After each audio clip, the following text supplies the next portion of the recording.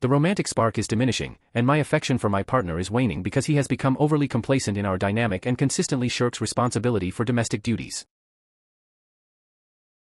My significant other, a 21-year-old male, and I, a 21-year-old female, have been a couple for nearly 3 years, with our cohabitation spanning almost 2 of those years. I am presently juggling a rigorous university curriculum with a managerial position, while he maintains a full-time occupation that generally encompasses 30 to 40 hours per week. Initially, our bond epitomized the quintessential joyful and forward-moving partnership. He would frequently surprise me with floral arrangements, prepare my morning coffee, and I would reciprocate by meticulously preparing his preferred dishes whenever he experienced a challenging day. Furthermore, we consistently prioritized scheduled outings. Our social circle frequently cited us as the paradigm of an ideal romance. Given our proficient communication skills, virtually any potential disagreement that verged on conflict was consistently and effectively settled before the day concluded. We possessed an uncanny, complete synchronicity regarding every facet of our shared life. Over the course of the last 12 months, maintaining genuinely constructive communication has proven exceptionally arduous. I have persistently adhered to our established practice, proactively raising any concerns I harbored and proposing solutions, yet he has resorted to offering mere hollow assurances. For instance, following the commencement of my academic semester and my subsequent advancement in my career, I requested a modest reallocation of our household duties, given my significantly increased workload. He readily agreed, responding with a reassuring "yes, absolutely," accompanied by the customary affectionate embrace, but no substantive modification to his behavior ever materialized. When I revisit the subject, he simply dismisses my concerns with a casual "yes, I'll attend to it later," a pledge he invariably fails to honor. Initially, I speculated that he might be contending with an undisclosed personal struggle. Consequently, I extended him greater tolerance and merely solicited minimal assistance occasionally. For example, I would prepare the evening meal and simply request that he empty the dishwasher subsequently. Nevertheless, his pattern remained identical. He would assent to the request but then act as though the discussion had never taken place. The definitive breaking point occurred just a few days prior. A substantial delivery of new furnishings was scheduled for 10 a.m., with my parents offering their assistance. I informed my partner of this arrangement, and he affirmed it was entirely agreeable, despite having already committed to an evening of nightclubbing with our social group. I stipulated that this was acceptable only on the condition that he assisted me in completely clearing the living room space in preparation for the new items before his departure. He mentioned that his companions intended to continue their gathering at a house party until 6 a.m. I objected, stating that staying out that late was impractical, but conceded we could remain out until 3 a.m. He consented to this modified time. Given that I hadn't participated in a social outing for a considerable period, they graciously extended an invitation to me as well. Having recently acquired a new outfit, I was genuinely enthusiastic about the prospect of going out. I completed my attire and cosmetic preparations and then informed my boyfriend that we needed to commence relocating the existing furniture immediately to ensure the area would be ready by the morning. His reply was, "Certainly, just allow me a moment to conclude a match in my video game." I began shifting items myself and, truthfully, encountered significant difficulty with the bulkier objects. Consequently, I prompted him again to lend his assistance with the moving. His curt response was to tell me to wait. A full 2 hours elapsed, during which I labored exhaustingly to maneuver sofas, before he suddenly materialized in the room, fully dressed and prepared for his outing. He summarily announced that his cab was imminent and he would be departing shortly. I inquired, "What about the furniture relocation?" He merely offered a dismissive shrug. I insisted that I could not possibly go out socially without first completing the necessary groundwork. He simply disregarded my protestations. I urged him to at least guarantee his return by 4 a.m. to prevent him from being excessively debilitated by a hangover and thus unable to help the following morning. To summarize, I was obliged to remain at home and single-handedly move the heavy furnishings to create the required space for the morning delivery. Despite our plans, he proceeded with his night out regardless of my predicament. I finally completed the task around 1 a.m. and when I awoke at approximately 7 a.m., he had still not returned. When he finally responded to my communication, he admitted he was at the continuation of the house party, claiming he would be back momentarily. He ultimately returned precisely 10 minutes before my parents' scheduled arrival. Fundamentally, he pledged to return by 3 a.m., yet he arrived at 10 a.m., forced me to unilaterally prepare the living space, and once the new furniture was eventually inside the dwelling, he declined to assist with any of its placement. This pattern of neglect is chronic and pervasive. If he commits to preparing dinner, I inevitably find myself assembling a solitary sandwich at midnight because he failed to uphold his commitment. If he guarantees he will handle the laundry, he only launders the specific articles of clothing he intends to wear the following day. He has repeatedly promised to resume buying me flowers, yet it has been nearly a full year since his last gesture.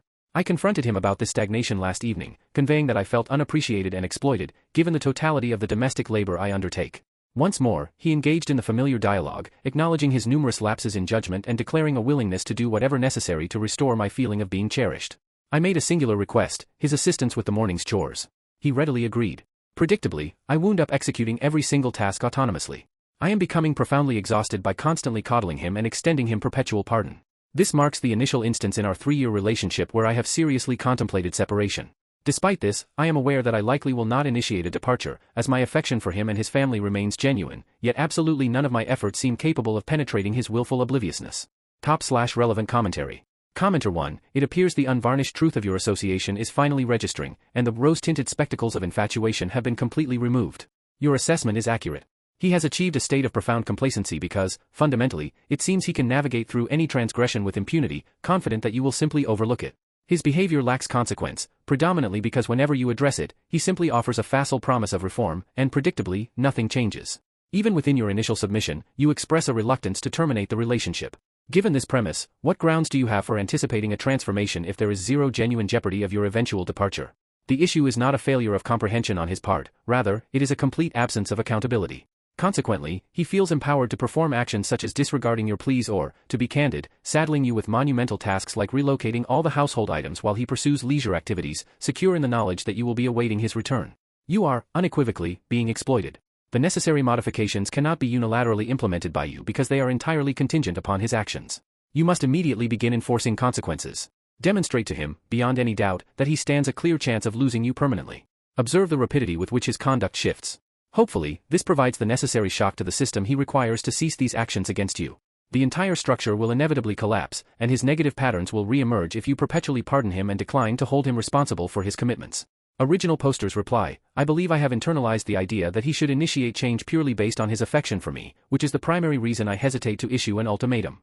However, I recognize that I must proceed with one. Do you have any counsel on effectively communicating the gravity of the situation? I am uncertain how to approach this without him dramatically overreacting. Second commentary, you are only 21 years old. You are not legally bound to this individual through marriage. You do not share parenthood responsibilities. Crucially, you do not currently possess joint real estate holdings. This presents an opportunity for an entirely uncomplicated severance, where the only thing you stand to lose is him. Consider his actions as a blatant disregard for your valuable time and personal efforts. Had he exhibited this kind of behavior 2 years prior, would you have still been inclined to remain in the relationship? When a person genuinely loves and respects you, their devotion is demonstrated through tangible actions. His conduct indicates that he appreciates the services you render for him, yet he harbors absolutely no reciprocal esteem for you as an equal partner. Candidly, if I were navigating your circumstances, I would articulate unequivocally that you remain with him out of genuine affection, not because of any obligation. Precisely detail the deficiencies in his conduct and collaboratively formulate a concrete, mutually acceptable resolution plan. Should he subsequently fail to adhere to this renewed agreement, you must depart. A person who deliberately rejects the opportunity to modify their behavior, even after you have repeatedly communicated the emotional toll it takes, exhibits a fundamental lack of deference. I wish you the best, original poster. Original poster's reply, I appreciate your thoughtful and well-articulated perspective. However, we do currently share a residential lease on a house, and we are co-owners of a pet cat. As trivial as this may appear, it represents a substantial entanglement, If I were to make a definitive exit, my closest friend has consistently offered for us to secure an apartment together. Nevertheless, his siblings truly regard me as a member of their own family. The prospect of causing them such deep emotional pain is also a major deterrent, thus rendering separation an absolute final measure. An account of events, 2 months subsequent. A great deal has transpired since the submission of this initial narrative. I adopted the counsel and suggestions provided by the commentators and formally presented him with a non-negotiable ultimatum. He was required to rectify the specific behavioral issues outlined in the original post, or I would end the relationship. I initiated a serious conversation, articulating that his conduct resembled that of a child towards his parent, rather than a partner towards an equal. Consequently, I informed him that I would be installing a makeshift bed in my office and relocating to a separate sleeping arrangement until such time as he demonstrated a capacity to manage his own life without my constant, impromptu intervention. He was utterly taken aback by the suddenness of this declaration, entirely disregarding the fact that I had been pleading for his assistance for many months. I was compelled to single-handedly maneuver one of the auxiliary beds up the staircase and furnish the room, all while he remained seated, pointedly declining to assist me. Very well, I thought, this is hardly an unfamiliar situation. Once the office space was arranged, I experienced a profound sense of liberation and contentment from possessing a personal sanctuary, free from the necessity of resolving all his deficiencies. He, however, did not react favorably to my newfound happiness. I observed him becoming increasingly sharp-tongued and hostile whenever he witnessed my enjoyment of this vacation from attending to his needs. His overall demeanor was peculiar, and he still failed to perform his requisite responsibilities. He began deliberately leaving soiled drinking vessels and crockery to develop mold in his quarters, or haphazardly strewing belongings throughout the common living area. Furthermore, I detected a pattern of him beginning to scrutinize and criticize my every action. It appeared he was desperately attempting to locate any flaw, however minor, in my character to, I surmise, mitigate the severity of his own failings. He voiced dissatisfaction with my online friend cohort on Discord, expressing discomfort that I maintained friendships independent of him, despite my repeated invitations for him to join our conversations, the formal introductions I had facilitated, and his previous enjoyment of their company. He also levied complaints that I was not affording him adequate attention or extending him sufficient aid. Indeed, I thought, welcome to the personal torment I have endured, my friend. Yet, every fault he attempted to ascribe to me was immediately refuted. Naturally, I am friendly with them, they have committed no offense, and I have consistently encouraged your participation. And of course, I am not assisting you. That, precisely, is the entire essence of this new arrangement. A complete disaster erupted after only 48 hours of my residency in the office. My online community had convened for an evening of inebriated cards against humanity, an activity I strongly endorse, incidentally. I informed my partner of my plans, and he simply responded, understood. I then retreated upstairs. Once I had reached a mildly intoxicated state, I received a communication requesting my immediate presence downstairs. I instructed my companions on Discord to pause the game and grant me a 5-minute hiatus. Upon descending the stairs, I was confronted by him bearing the most menacing expression I have ever witnessed, demanding, "Is there anything you want to confess to me, He was holding my secondary, older mobile telephone. Throughout the entirety of our relationship, I have never engaged in any act of infidelity or disloyalty, so I was utterly bewildered by the implication.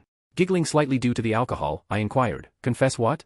I cannot recall his precise words, but he asserted that he possessed definitive knowledge and demanded that I admit the truth now, as he had concrete proof. Remaining completely oblivious, I conveyed my confusion, still slightly unsteady on my feet, and requested to view this purported evidence. He then proceeded to navigate through the photo gallery on my old device until he landed on an image dating back over 4 years, which was, crucially, long before the inception of our relationship. The image displayed a person who had previously assaulted me. It was not an indecent picture, but literally a simple self-portrait. This individual had been a former acquaintance, and I had mistakenly believed I had successfully eradicated all photographic traces of him following the traumatic event. He presented this image with a sickeningly smug demeanor and subsequently accused me of engaging in illicit relations with my assaulter, a situation he claimed occurred before we were even dating. My friends, conventional wisdom suggests that instantaneous cessation of romantic feeling is an impossibility, but that notion was unequivocally proven false in that moment. I offered him one last opportunity to retract his monstrous assertion and posed the direct question, "Are you genuinely envious of him?"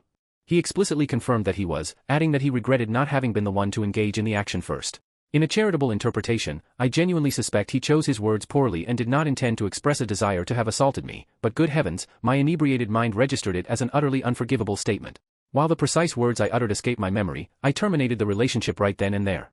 I stated plainly that I would remain resident in the office until I secured a new rental apartment, and that he was strictly forbidden from addressing me in any capacity. The realization that his attempt at manipulative guilt had spectacularly backfired caused him to burst into tears.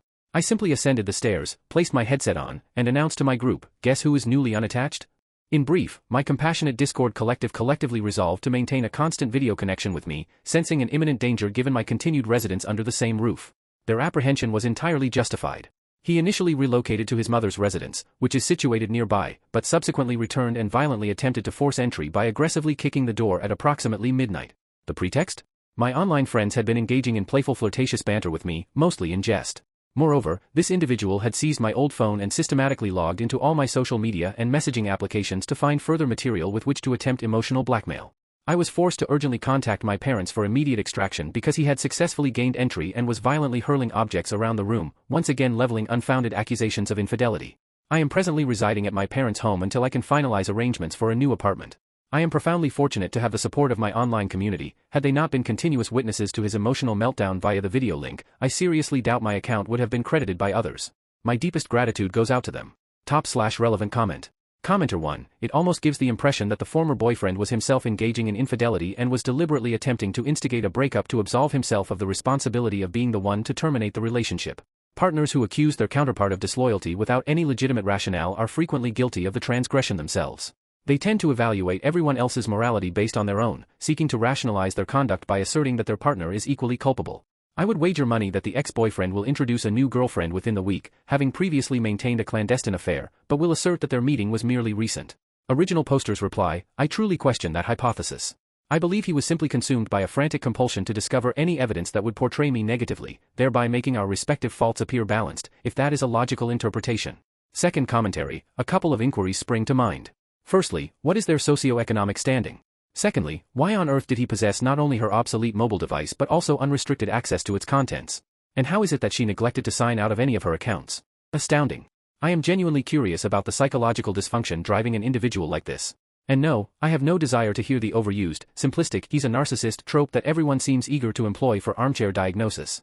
I am seriously perplexed as to how two people who occupy the same physical world, intimately share their daily existence, and continually encounter the same stimuli can possess such a diametrically opposed perception of reality. My intellect was strained to its limits merely attempting to grasp the rationale behind his actions. This level of dysfunction surely suggests profound cognitive impairment. A mentally sound person simply does not behave in this manner.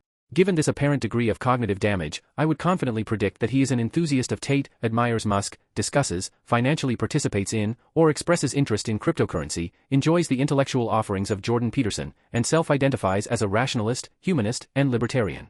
Original posters reply, "We certainly weren't affluent, haha. I simply indulged in purchasing a new cellular device for myself during the Christmas season.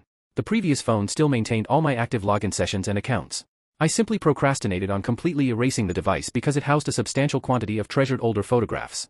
When my now former partner misplaced his own phone, I offered him my old device to use as a temporary measure until he could recover his. I neglected to log out of any applications because I absolutely failed to foresee the extreme scenario that subsequently unfolded. Furthermore, one element that commentators appear to be misinterpreting is that this decline into domestic inertia was not an abrupt transformation. During the initial years of our relationship, we certainly navigated typical relationship challenges, but we had successfully established an effective mechanism for resolving them. I now surmise that he recognized the opportunity to escape responsibility for his indolence precisely because I maintained a calm and composed approach when discussing communication and establishing boundaries, given our successful history. Frankly, it is partly my culpability for permitting his consistent avoidance of his duties. Intriguingly, he actually discovered my original post and expressed profound anxiety about the prospect of my departure. Consequently, I reiterated in our familiar, constructive manner that this situation was fully salvageable through his own efforts. This conversation directly precipitated the commencement of my temporary relocation into the office. It seems he transitioned into a state of acute desperation, willing to undertake any action to secure my continued presence, short of the incredibly basic act of moving some damned furniture.